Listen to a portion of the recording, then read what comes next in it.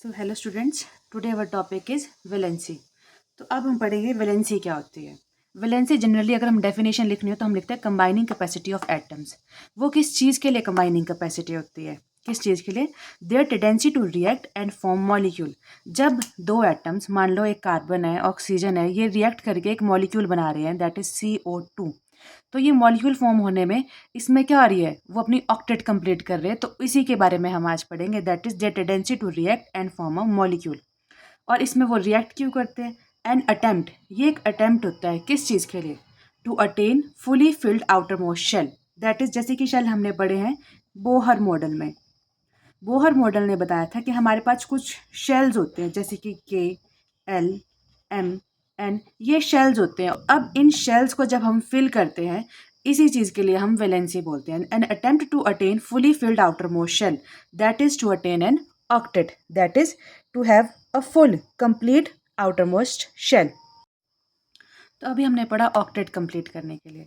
अब हमें सबसे पहले पता होना चाहिए कि उस ऑक्टेट में इलेक्ट्रॉन्स वो कितने फिल कर सकता है। तो इसके लिए हमारे पास बोहर ने एक फॉर्मूला दिया था, that the maximum number of electrons a shell can have. उसके लिए हमारे पास था 2n²। इस फॉर्मूले से हम नंबर ऑफ इलेक्ट्रॉन्स एक शेल जितने अपने में ऑक्यूपाई कर सकती है ये निकालते हैं। एज आई हैव रिटन, के को हम नंबर देते हैं 1, एल को देते हैं 2, एम को देते हैं 3 और एन को देते हैं 4। अब इस फॉर्मूले से अगर हम एन में इसकी वैल्यू डाल दें, के में 1, एल में 2, 3, 4, तो हमारे पास ये आ जाता है मैक्सिमम नंबर ऑफ इलेक्ट्रॉन्स। तो यही है हमारे पास ऑक्टेट, कि अगर एक ऑक्टेट 8 इलेक्ट्रॉन्स अपने अंदर ऑक्यूपाई करने के लिए, अपनी शेल में मैक्सिमम 8 इलेक्ट्रॉन्स करने के लिए, दैट इज स्टेबल होने के लिए कोई भी एलिमेंट रिएक्ट करेगा और वो इलेक्ट्रॉन्स को ऐड करेगा और आइदर वो लूज करेगा। यही हम अपने वैलेंसी के टॉपिक में पढ़ेंगे। तो अब हम वैलेंसी का कंसेप्ट समझेंगे कुछ एग्जांपल्स के साथ। जैसे यहाँ पर मैंने कुछ एलिमेंट्स के नेम लिख दिए हैं, हाइड्रोजन, हीलियम, लिथियम, बेरिलियम, ये 1 to लेके 11 तक के एटॉमिक नंबर्स हैं। और यहाँ इनकी कन्फिग्रेशन लिख दी है। और ये नीचे हमने बोहर मॉडल के अकॉर्डिंग, बोहर ने जो फॉर्मूला दिया था 2n², उसके according maximum number of electrons जो कि के शेल में हो सकते हैं वो है 2, और जो एल शेल में हो सकते हैं वो है 8। हमने ये लिखा है। अब हम यहाँ से वैलेंसी का कंसेप्ट समझेंगे। अब जैसे हम देख रहे हैं हाइड्रोजन को, लिथियम को, सोडियम को, इनके आउटर मोस्ट शेल में हमारे पास एक इलेक्ट्रॉन है। और अब इसकी वैलेंसी हमारे पास हो जाएगी 1, दैट इज ये एक, इसकी भी वैलेंसी 1 और इसकी भी 1। अब यहाँ पर 1 का मतलब क्या है?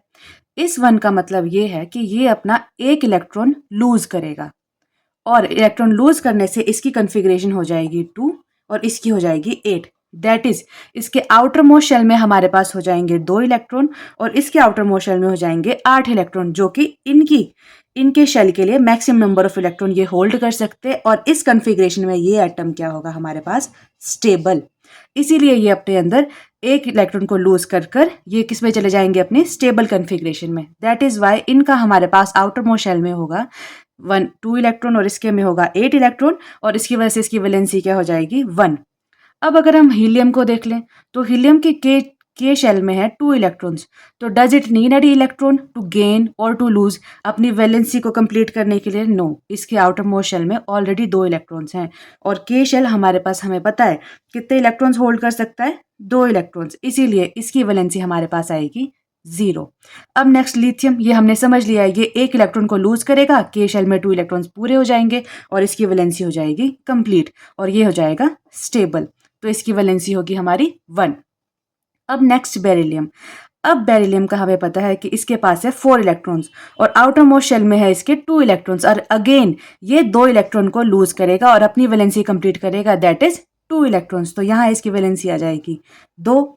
सिमिलरली यहाँ पर हमारे पास बोरॉन के साथ होगा, ये 3 इलेक्ट्रॉन लूज करेगा, इसकी वैलेंसी हो जाएगी दोबारा से 3 हो जाएगी। क्यों? क्योंकि इसके आउटर मोस्ट शेल में हमारे पास 2 इलेक्ट्रॉन्स आ जाएंगे। अब सिमिलर केस होगा कार्बन के साथ भी।